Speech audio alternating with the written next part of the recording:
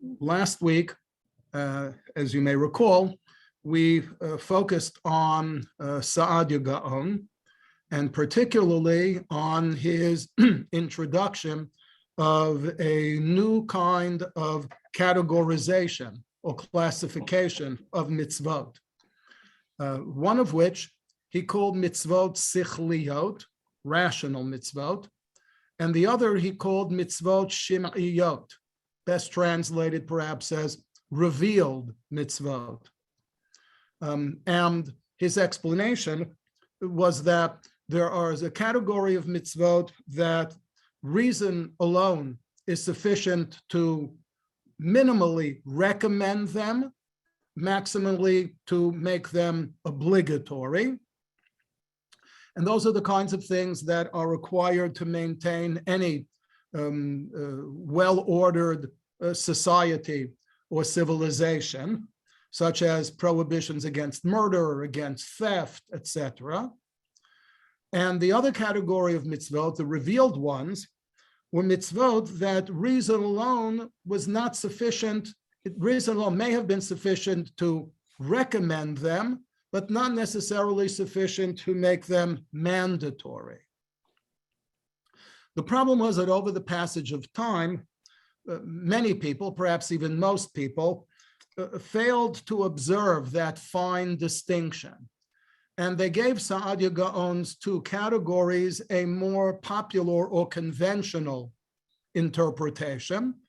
And they understood him to mean that some of the mitzvot could be explained rationally, and that the other mitzvot simply were not rational. And there were a lot of people who were content with that, people who did not see any advantage, let alone any necessity, in maintaining that mitzvot are necessarily rational. And here we have an example of such an approach by the 12th century Spanish Jewish philosopher Yhuda Levy in his well-known book, the Sefer HaKuzari. Now, Yhuda Levy, just parenthetically, is very often compared with Maimonides. They had two very, very different fundamental approaches to Jewish philosophy and theology. And indeed, the question of mitzvot and why we perform mitzvot is yet another illustration of that contrast between them. So here we have Yhuda Levy's view articulated, as it were, by the king of the Khazars, who says that the theory I had formed and the opinion of what I saw in my dream, if you recall the basic plot behind the whole book, is that the king of the Khazars had a dream in which he was told, if you remember the recurring phrase, kavanatcha ritzuya etzel haborei, that your intentions are found desirable by God, aval ma'asecha einam ritzuyim, but your deeds are not desirable. And that led him, as you may recall, to seek advice or direction from representatives of each of the three monotheistic faiths, Judaism, Christianity, and Islam. So here he says that in the opinion of what he saw in his dream, you now confirm, that is to say, the philosopher representing Judaism now confirmed, namely, that man can only merit divine influence by acting according to God's commands. That is to say, that a human being's responsibility is to do what God tells him to do, okay? And he says, in more specifically here, all this was systematically arranged by God. I do not by any means assert that the service was instituted in the order expounded by me. This is the philosopher speaking, since it entailed something more secret and higher and was based on a divine law. And here's the critical phrase. He, which means anyone, who accepts this, that is to say, divine commands, completely, without scrutiny or argument, is better off than he who investigates and analyzes. Okay. authors, either philosophers themselves or scholars of medieval Jewish philosophy, when they discuss these two approaches towards Tameh HaMitzvot, Yhuda Levy on one hand and Maimonides and others on the other hand, often refer to it as will versus wisdom. The position represented here by Yhuda Levy sees mitzvot as the will of God, and therefore all man has to do, in fact, all that man is entitled to do, is to bend before the will of God. The other position, the one that we began to see in Saadia and that we will see in a moment, it reaching its climax in Maimonides, sees mitzvot as an expression not so much of God's will as of God's wisdom. And therefore, they see it not only as useful or advisable, but even necessary to seek the rationales behind mitzvot. And that, again, just to simply cite one of Maimonides' other predecessors in this regard, is also the position taken by the famous Bible commentator Avraham ibn Ezra in a book he wrote called Yesod Morah, if you wish, the basis of faith, okay, in which he too takes out a position on Ta'ameh HaMitzvot. And I just simply chose, I thought, two representative paragraphs in it. Some mitzvot, he maintains, are explained in the Torah. We saw that in our opening class, okay? Others would be inexplicable. Those are the ones that we've seen that both the Talmud and the medievals tended to call chukim, right? Others would be inexplicable were it not for the saintly traditionists, right? Because HaKadoshim, HaMa'atikim, okay, who transmitted them father to son and teacher to student. And indeed, he says, Lulei HaKabbalah, were it not for tradition, one would be able to offer other explanations or interpretations of mitzvot. There are other mitzvot we received from the sages, he maintains, that are not even mentioned in the Torah. And then he says, Hinei lecha klal, this is the rule. Without the wisdom of the men of the Grand Assembly, the Anshe Knesset HaGdolah, and the scholars of the Mishnah, the Talmud, the Tanaim, and the Amoraim, he says, Torat Eloheinu, he says, Nishkach Zichra, that God forbid the divine Torah would have been lost and forgotten. They, the sages, clarified everything and explained all the mitzvot fully. How? Through tradition. For some of the mitzvot, they found explicit support in the Torah, while other mitzvot were derived through hermeneutics, drash, or were simply linked to the text, what the Talmud calls asmachta. And Ibn Ezra says, and this is the key line, an intelligent person, misha yesh lo lev, an intelligent person, can distinguish between interpretations of mitzvot that are hermeneutic, that are drash, and those that are peshat, that are the plain text, because he says they are not all the same. So on the one hand, we have the school of thought represented by Yhuda Levy that says that it's probably not even useful to seek the rationales behind mitzvot. All one is obliged to do is obey. And the other school of thought represented by Ibn Ezra, and that is more in line with Saadia, his predecessor, and Rambam, his successor, is to seek reasons for the mitzvot. And that brings us to Rambam. Rambam, born in Spain in either 1135 or 1138, even to this day, scholars and historians are not 100% in agreement on it. His father Maimon, on account of which he's called Maimonides, was a dayan, a judge in the city of Cordoba. And at the approximate age of 13, his family, along with many other Spanish Jews, fled to North Africa in order to escape persecution by a fanatical Muslim sect known in English sources as the Almohads. The Arabic word al-muwahadun sounds a bit Hebrew. The word wahad is Arabic for echad, one. And what distinguished them is that they gave tremendous stress on the principle of the unity of God. From their perspective, not only were Jews and Christians heretics, but they considered many other Muslims to be heretics as well. In any event, from Morocco in North Africa, the family of Maimon moved to Fustat, Old Cairo, where Maimonides himself practiced medicine while composing his many philosophical and halachic works, and he died in December of 1204.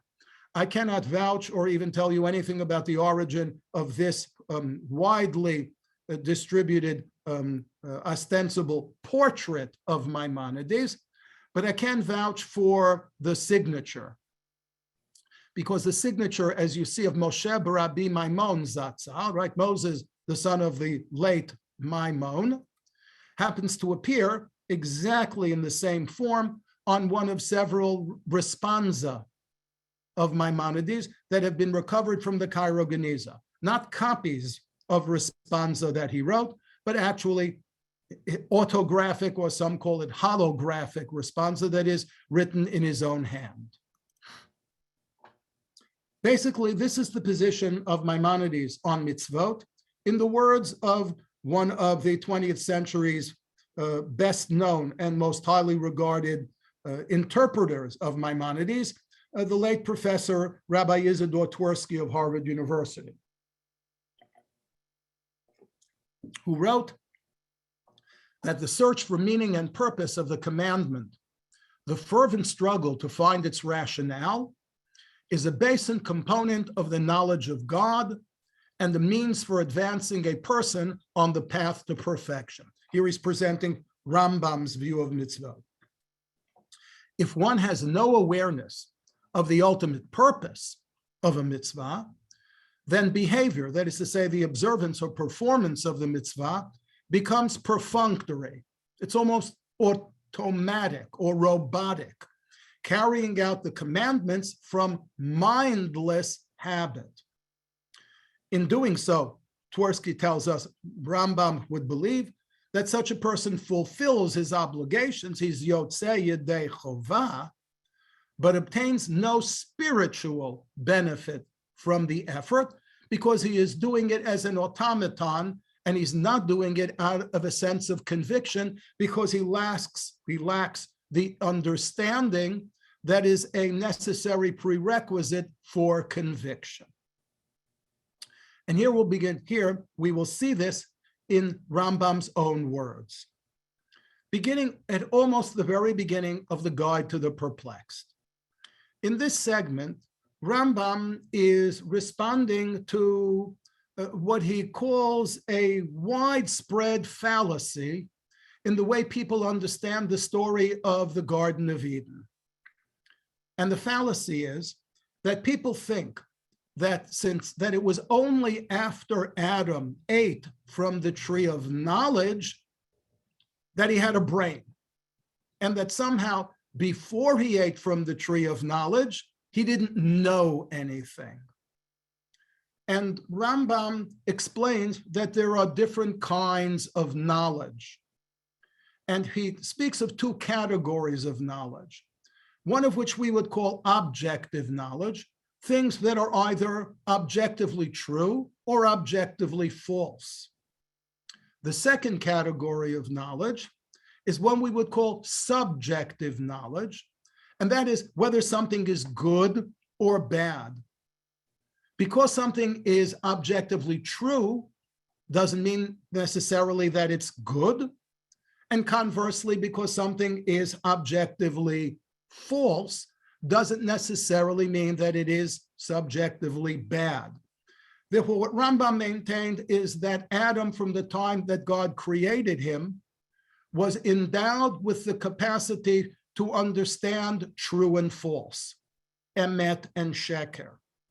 What he lacked until he ate from the eitz hada'at was the ability to distinguish between good and bad. And that's why it's called the eitz hada'at tov vara. Okay.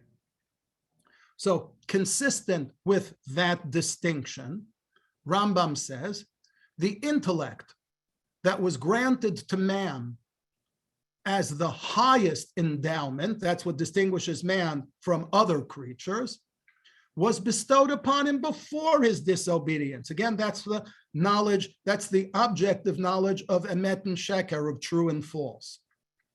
With reference to this gift, the Bible states that man was created in the form and likeness of God, Tselem Elohim. On account of this gift of intellect, man was addressed by God and received his commandments. God could not command somebody who did not have the intellectual capacity to understand what he was being told to do. As it is said, Vayitzav Hashem Elohim et ha'adam. For no commandments are given to the brute creation, that is to say, to animals, or to those who are devoid of understanding. Through the intellect, man distinguishes between true and false. And this faculty, right, as opposed to the distinction between good and bad, right, this faculty, the ability to distinguish between true and false, Adam possessed perfectly and completely. You can see already how this is going in the direction that Professor Twersky defined. It is here in the third of the three parts of the Guide to the Perplexed that Rambam deals at length and in great detail with the subject of Ta'amei HaMitzvot. And here he writes as follows: there are persons who find it difficult to give a reason for any of the commandments, and these people consider it right to assume that the commandments and prohibitions have no rational basis whatever. Right? Pretty much as we saw encapsulated in the Kuzari. They are led to adopt this theory, he maintains, by a certain disease in their soul. Very clear now what his view is of such an opinion, the existence of which they perceive, but which they are unable to discuss or to describe. For these people imagine that these precepts, these mitzvot, if they were useful in any respect and were commanded because of their usefulness, right, as opposed to just simply being the arbitrary will of God, would seem to originate in the thought and reason of some intelligent being. But as things which are not objects of reason and serve no purpose, then they would undoubtedly be attributed to God because no thought of man could have produced them. Meaning, these people, and you can see why he considers this to be an illness, these people say, well, who needs a God to tell me not to do something that I wouldn't do anyway? Meaning, if I can think on my own that it's not proper to kill or to rob, then I don't need God to tell me that. I need God to tell me something that I wouldn't think of on my own. According to the theory of those weak-minded people, he continues, man then is arguably more perfect than his creator, because what man says or does has a certain object, it has a certain conviction to it, while the actions of God are different.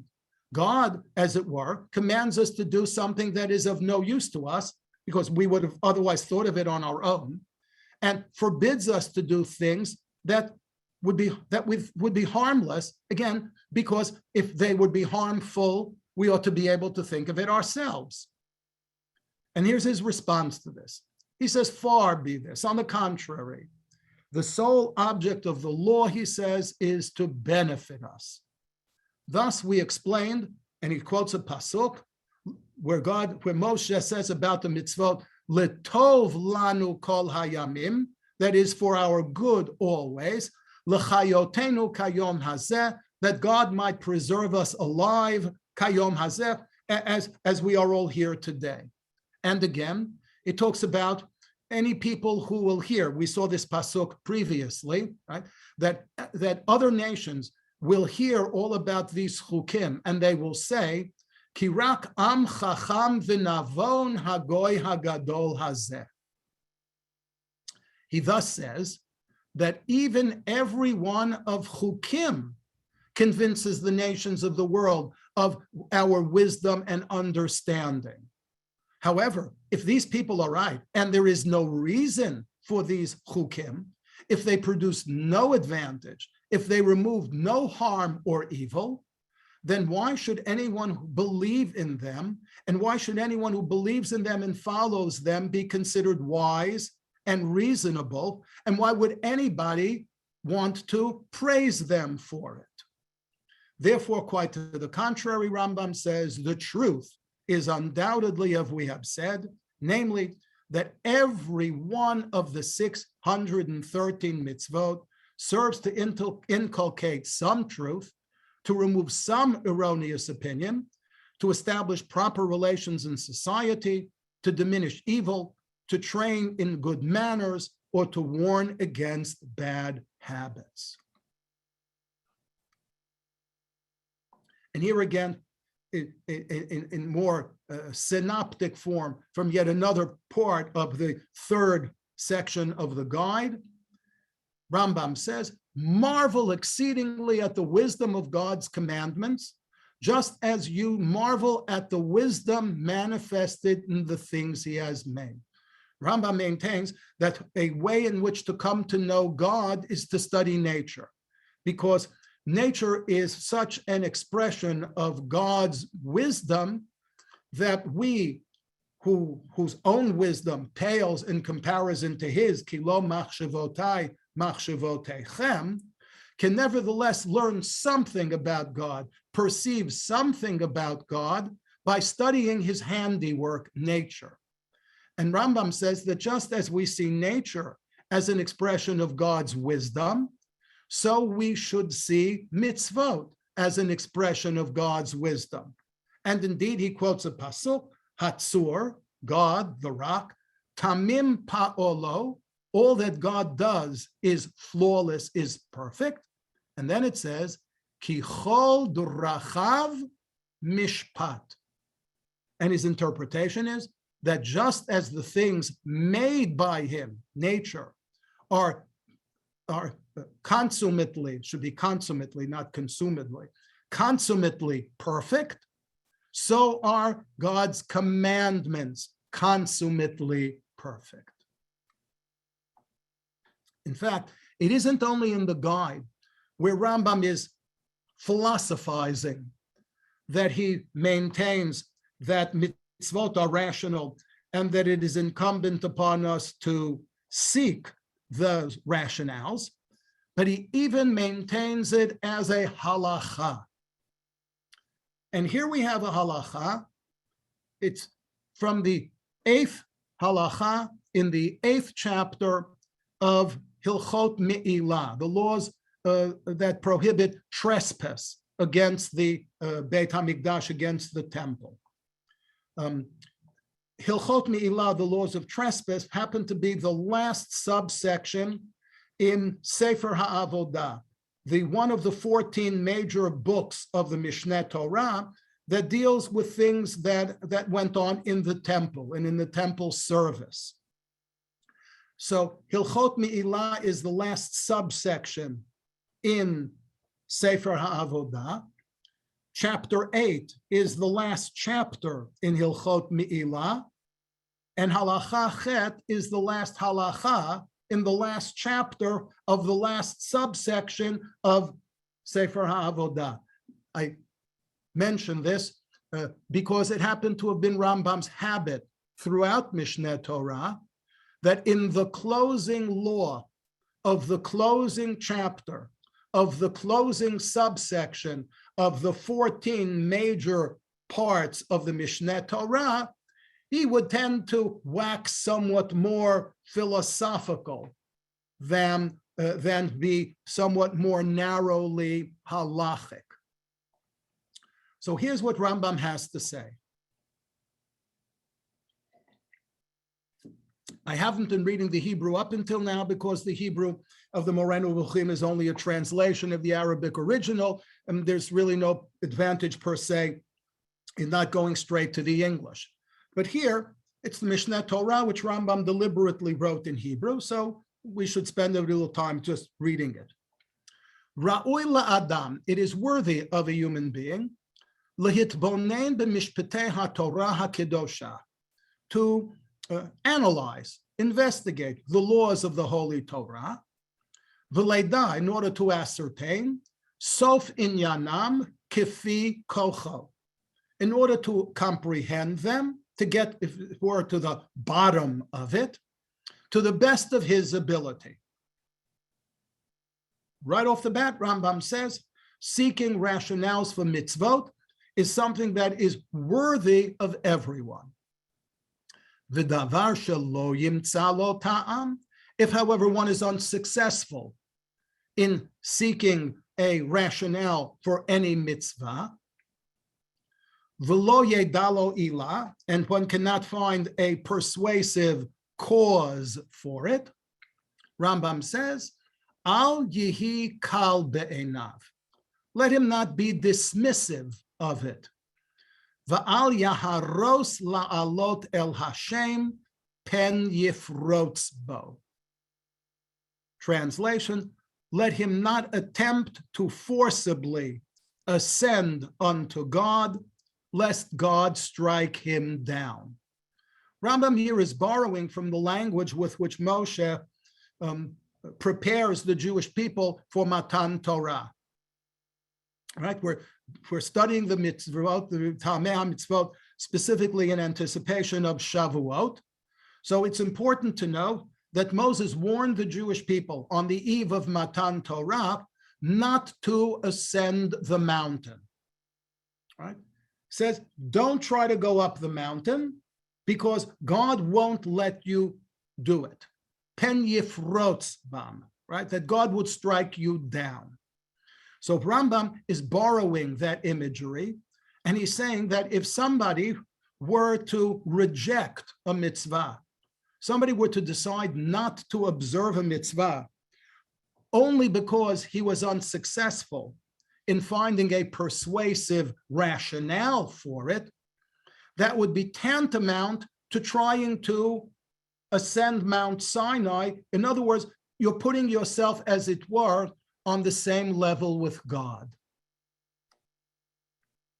Therefore, Rambam says, Lo tehe machashavto bo, that one's thoughts in regards to a mitzvah should not resemble machashavto b'sha'ar divrei hachol. Right? In secular affairs, in matters of science, for example, says Rambam, reason, intellect is supreme. Anything that is unreasonable, anything that defies intellectual investigation in the realm of science, says Rambam, should properly be rejected. But that's not the way to think about religious affairs. And now he tells us what this has to do with the laws of mi'ilah, with the laws of trespass. And he says, Bo u're'eh, come and see, kama hechmira Torah b'mi'ilah, how seriously the Torah treats the subject of trespass.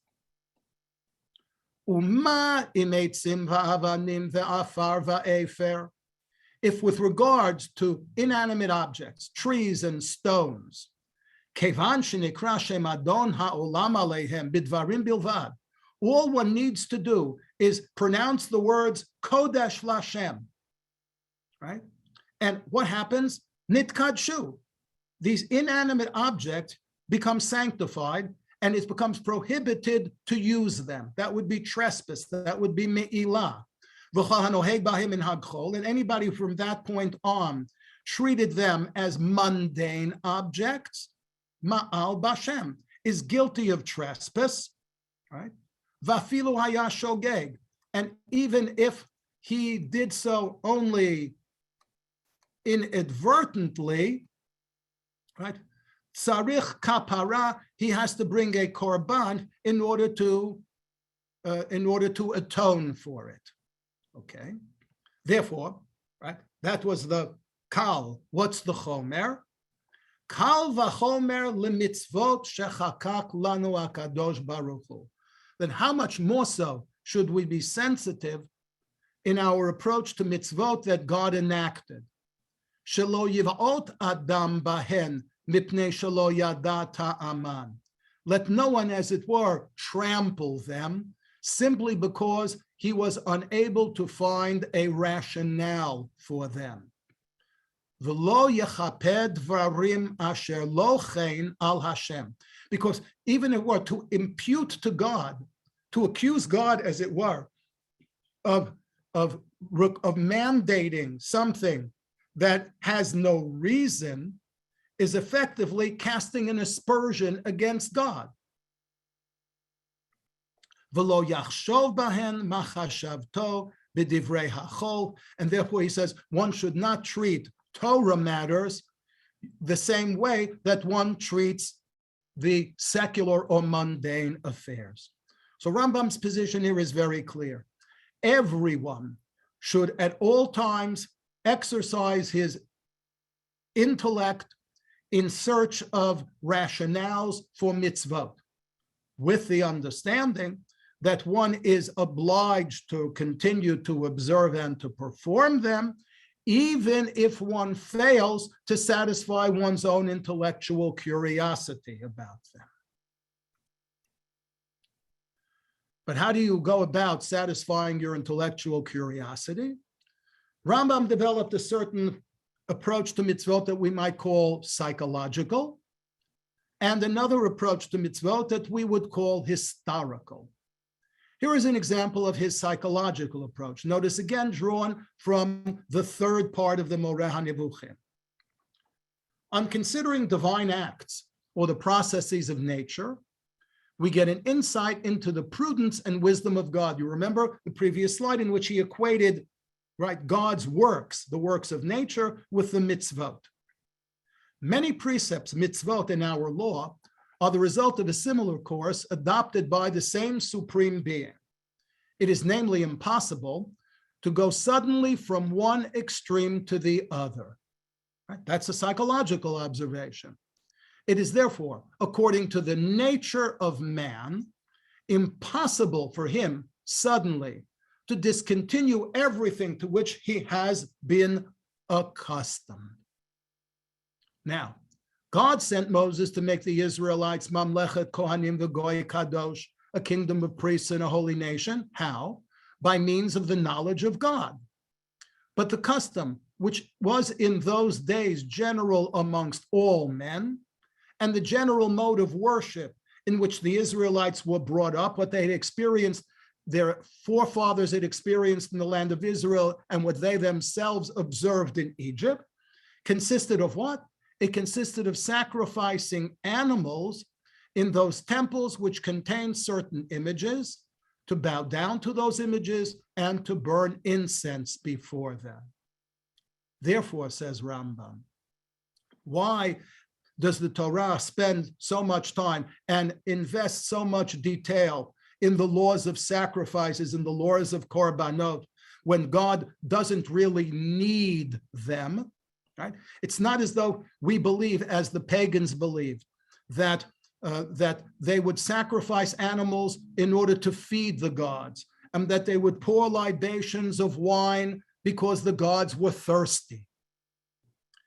What Rambam says is, the third paragraph, it was in accordance with the wisdom and plan of God, as displayed in the whole creation, that he did not command us to give up and discontinue all these manners of service. Why? For to obey such a commandment would have been contrary to the nature of man, who generally cleaves to that to which he is used. It would in those days, right? If God had simply told the Jews on their exodus from Egypt, no more sacrifices, no temples, right? He says it would have made the same impression as if a prophet were to tell us today that we should not pray to God, not fast, not seek his help in time of trouble, rather that we should serve him only intellectually in thought and not by any action. Just as that is something that we could not accustom ourselves to, because it would be a complete sudden reversal of our nature, so it was that the Israelites at the time of Matan Torah could not be told to abandon korbanot, because that too would have been contrary to their nature and experience. By this divine plan, he continues, it was effected, God was able gradually to bring it about, that the traces of idolatry were blotted out, and the truly great principle of our faith, namely the existence and unity of God, was firmly established. This result was thus obtained without deterring or confusing the minds of people by abolishing the service to which they were accustomed and which alone was familiar to them. Now, says Rambam, I know that you will at first thought reject this idea. You'll find it strange, and you'll put the following question to me in your heart, namely, how can we suppose that divine commandments, prohibitions, and important acts, which are fully explained and for which certain seasons are fixed, should not have been commanded for their own sake, but only for the sake of some other thing, as if they were only the means that God employed for his primary object? Namely, if you're telling me that the real purpose behind a mitzvah, let's say mitzvah of korbanot, it is no value to the korban itself, but it's simply a means by which we distance ourselves from idolatrous practices, then why shouldn't you say the same thing about other mitzvot? Namely, again, as he says, that they were not commanded for their own sake, but only for the sake of something else. What, you might ask, prevented God from making his primary object a direct commandment to us and give us the capacity of obeying it? Those mitzvot, which in your opinion are only the means and not the object, would then have been arguably unnecessary. And here's Rambam's answer to this question. He says, God refrained from prescribing what people by their natural disposition would be incapable of obeying. And he gave the above mentioned commandments as a means of securing his main object, which is to spread a knowledge of him among people and to cause them to reject idolatry. And it is for this reason that he distinctly stated the commandments and the prohibitions, the reward and the punishment. This principle as regard miracles has been frequently explained by us in our works. Rambam tried to minimize, if not to entirely eliminate, the idea of miracles, because God does not want to influence man through supernatural means. God wants to influence man and to bring man to perfection by giving man all of the knowledge that he needs and all of the opportunities that he needs to reach those conclusions himself.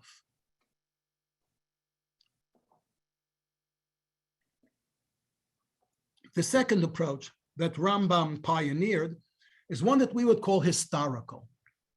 And the best encapsulated description of Rambam's historical approach to Tamei HaMitzvot is contained in a letter that he wrote to the Chachmei Lunel, a letter that he wrote to Jewish scholars who were not, like himself, living in the orbit of Islam, but rather they were living in Provence in the Christian world.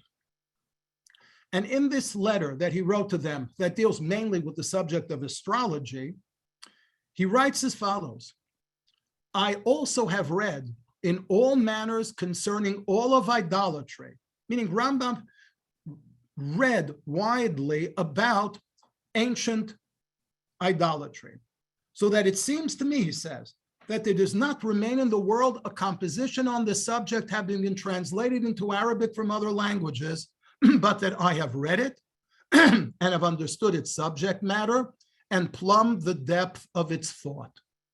So that Rambam made it his business to secure copies in Arabic of ancient works of literature through which he was able to ascertain what were the practices and the beliefs of idolaters in the ancient world. From those books, one of which he names in the Moreh HaNivuchim, he calls it the order of Nabatean worship. The Nabateans were originally a pagan people who were clients, as it were, of the Romans in the Middle East. Okay, I should put with an asterisk that modern scholarship is actually inclined to regard this book that Rambam thought was an original work of ancient idolatry. They regard it as a medieval forgery. So it could very well be that some of the opinions that Rambam formed on the specific nature of ancient idolatry may be factually incorrect, but his perception of the reasons and the motivations behind it are correct nevertheless. In other events, he says, from those books, it became clear to me what the reason is for all the commandments that everyone comes to think of as having no reason at all other than the decree of Scripture, what we call chukim. And he says that the reason behind all of the chukim is that for each and every one, you can find a connection to the defeat of some ancient idolatrous belief or practice. Indeed, he says to these Jewish scholars in France, I already have a great composition on this subject in the Arabic language, meaning the Moreh HaNevuchim, with lucid proofs for every single commandment, which may very well explain why it actually was a Jewish scholar of Provence, Yehuda ibn Tibon, who was the translator of the Moreh HaNevuchim from Arabic into Hebrew. And here is a selection again from the Moreh HaNevuchim in which Rambam illustrates the connection between some of the mitzvot, some of the chukim, and as I said, the rejection of some ancient idolatrous belief or practice. And he says, the mitzvot of the second class are those which we have enumerated in the section on idolatry, in the book, one of the books of Mishneh Torah that's called Hilchot Avodah Zarah. It is doubtless that they all tend to what? To save man from the error of idolatry and the evil practices connected with it. For example, observing the times, enchantment, witchcraft, incantation, consulting with familiar spirits, what the Torah calls machashefa, ov, yid'oni, etc. When you read the books which I mentioned to you, right, the books of the Sabaeans, as he calls them, the Chaldeans, you will find that witchcraft, which will be described to you, is part of the customs of these ancient people, and to a higher degree of the Egyptians and the Canaanites.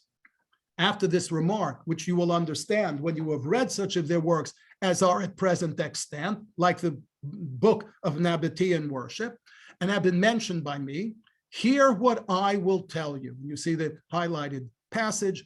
It is the object and center of the whole law, the whole Torah, to abolish idolatry and utterly uproot it, and to overthrow the opinion that any of the stars could interfere for good or evil in human matters, because such a belief leads to the worship of stars.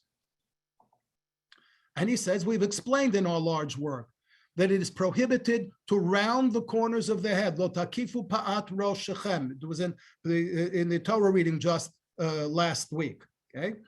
And to mar the corners of the beard, right? Why? Because it was the custom of idolatrous priests. Similarly, the wearing of garments made of linen and wool, sha'atnez, is prohibited. Why? Because the heathen priests adorned themselves with garments containing vegetable and animal material, while they held in their hand a seal made of a mineral. So in other words, they saw themselves, they were able there to represent themselves as being the personification of the universe. There was animal, vegetable, mineral. And this Rambam again maintains, you will find written in their books. But you remember the selection that we saw from Rambam in the laws of trespass, where Rambam said, be very careful, and your inability to find a persuasive rationale for any particular mitzvah is not grounds for you to stop observing it or practicing it. He considered that, as it were, to be casting an aspersion against God, as somehow saying, I'm on the same level of God, and if I can't figure it out, then there's no reason for it. So the Rambam still maintains that there is an element, although he emphasizes, to use the term that I introduced earlier, although he emphasizes that capacity, that dimension of mitzvot as being God's wisdom, still maintains that an ingredient in the observance of mitzvot, nonetheless, is God's will. And here we see it again in yet another portion of the Mishneh Torah. And again, comes at us somewhat from left field. This is his Hilchot Malachim Umilchamotehem, the very last section of the very last book of the 14 constituent books of the Mishneh Torah, where Rambam writes as follows: Kol hamekabel sheva mitzvot. Anyone who accepts the 7 Noahide commandments, so he's not talking about Jews, he's talking about non-Jews, v'nizhar la'asotan, and is careful to perform or to observe these 7 mitzvot, harezeh mechasidei umot ha'olam, such a person is considered a righteous Gentile, v'yesh lo chelek la'olam haba, and he earns a share in the world to come. However, he says, Vehu, providing, he says, Vehu sheyekabel otan, that his acceptance of these mitzvot, v'yaaseh otan, and his performance of them is mipnei shetziva bahen hakadosh baruch hu batorah, because God revealed them to us in the Torah. V'hodi'anu al yedei Moshe Rabbeinu shebnei Noach mikodem nitztavu bahem, and he accepts it upon himself because the Torah tells us that that is what God desired. Aval, however, if on the other hand, im asa'am, if he keeps the same 7 mitzvot, why? Mipnei hechreya hada'at, not because he accepts them as being divine will, but he accepts them simply because he finds them to be rationally persuasive. Rambam says, Ein ze ger toshav, ve'eino mechasidei ha'olam umot ha'olam v'lo mechach mehem. Rambam's not saying that this is a bad man, but Rambam is saying that such a person doesn't necessarily have a share in the world to come, because a share in the world to come is earned not just by what you do, but it's earned just as well by doing it for the right reason. And the right reason isn't just because you find it rationally, intellectually persuasive, but you find it rationally, intellectually persuasive because what impelled you to seek the rationale in the first place was your desire to do that which is right and just in the eyes of God. It just seems unfair to spend all this time on Rambam and not to spend any time at all on Ramban. So we will spend a little time on Ramban next week as an introduction to the Sefer HaChinuch. But here, just as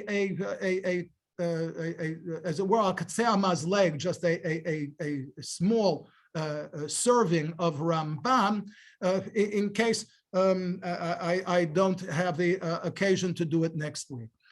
This is a selection from Ramban's commentary in the book of Devarim on the pasuk that tells us that if you encounter a bird's nest, you should first send away the mother bird before taking the Yes, they're hearing you because I lost you.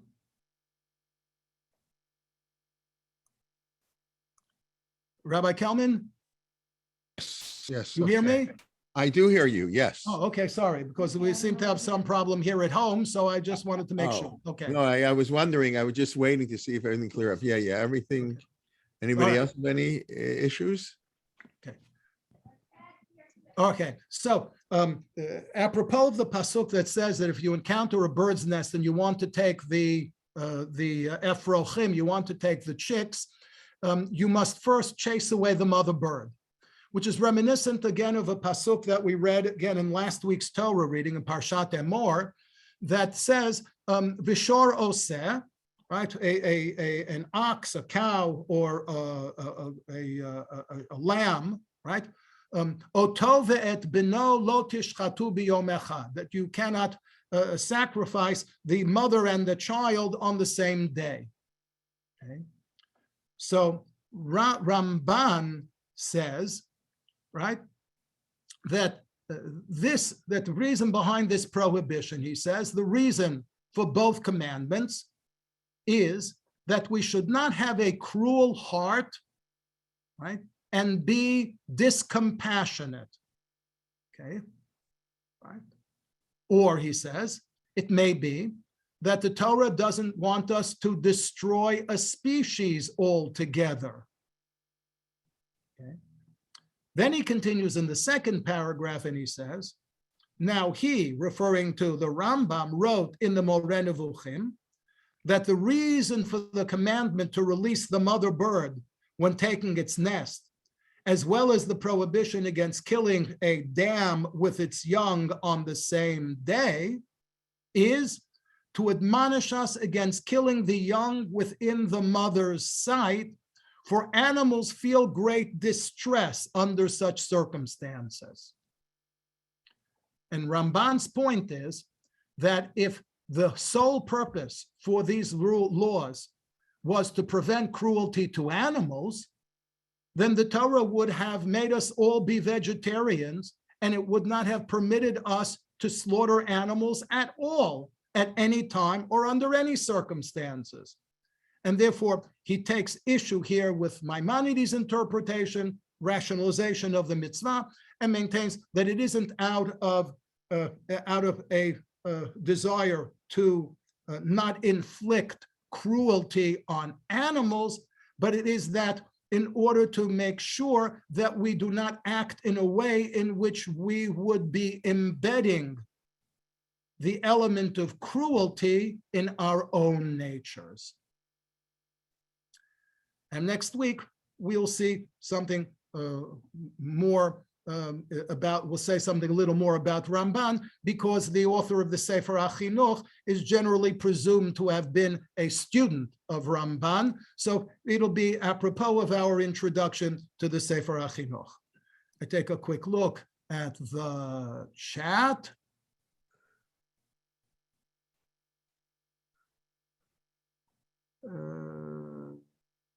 Yeah, Christians didn't do as much teaching as Jews did. Christians only taught in seminaries, and therefore they didn't expect to get paid because they were monks or priests and nobody paid them anything anyway.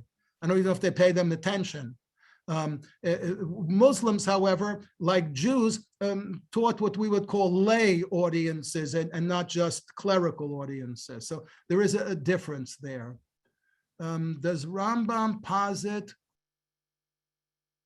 Wow, I'm sorry. I tried desperately as an undergraduate in Yeshiva College to study Greek, and I was thrown out of the class because I didn't know Latin.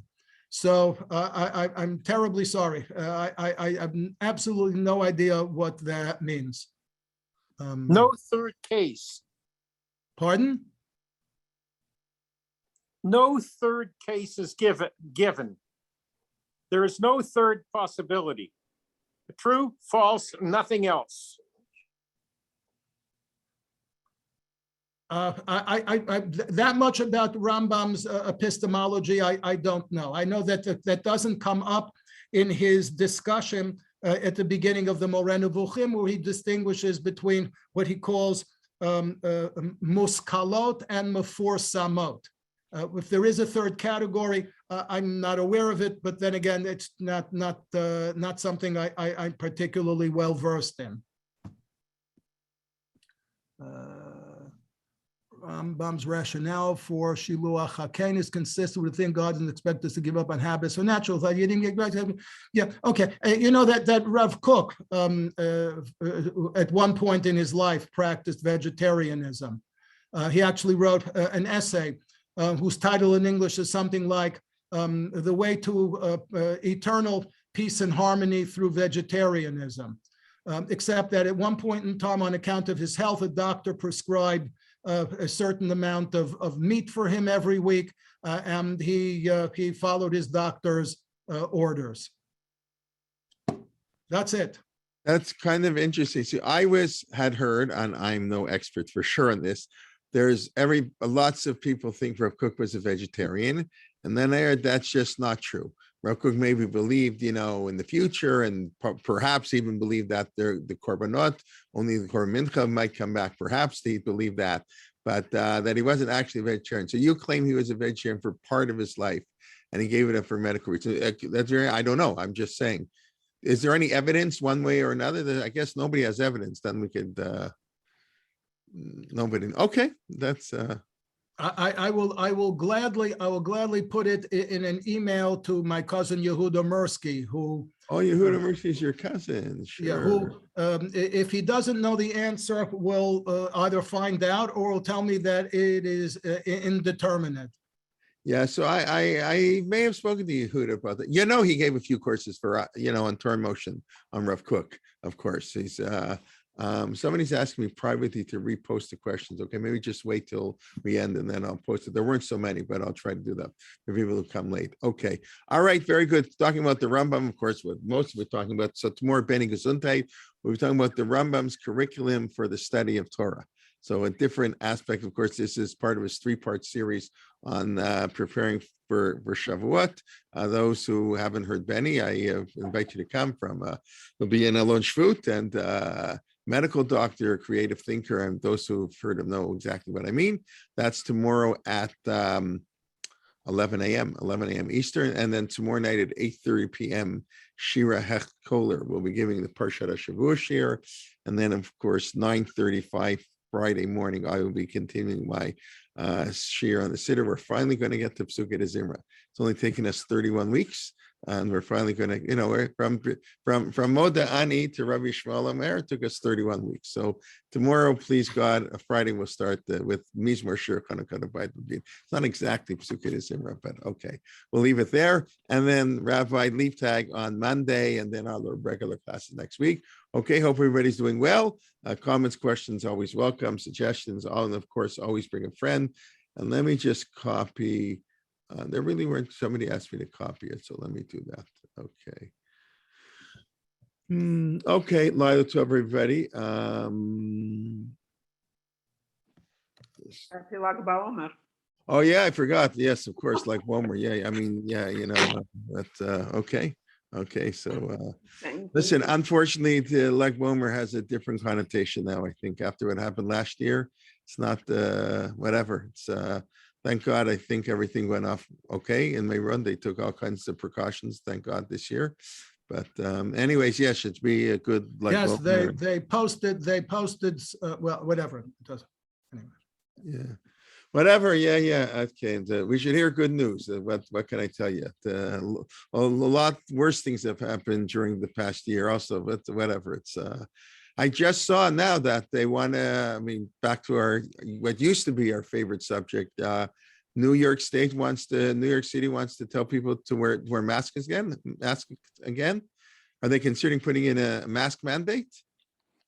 They're saying not yet, but they're considering it. It's very interesting. Yeah, they're certainly strongly advising it. Yeah, I still listen. I haven't taken off my mask indoor.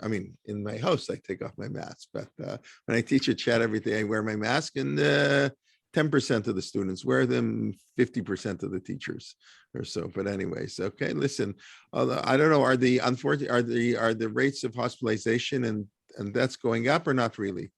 The death rate is not going up. The rate of hospitalization, they say, is going up. Somewhat. Moderately. Yeah. Yes, I still think vaccines. I think I assume it's mostly the unvaccinated. That's what was happening here.